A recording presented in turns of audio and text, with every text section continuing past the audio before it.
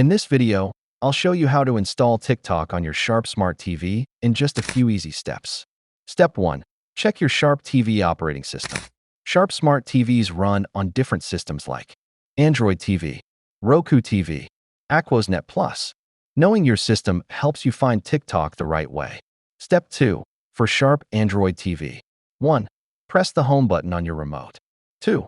Open the Google Play Store. 3. Search for TikTok. 4. Select it and click Install. 5. Once installed, open the app and sign in. Step 3. For Sharp Roku TV. 1. Press the home button on the remote. 2. Go to Streaming Channels. 3. Choose Search Channels and type TikTok. 4. Select TikTok and click Add Channel.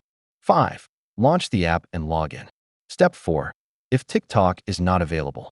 If TikTok doesn't show up on your TV, use screen mirroring from your phone, or plug in a streaming device like Amazon Fire Stick, Roku Stick, Google Chromecast.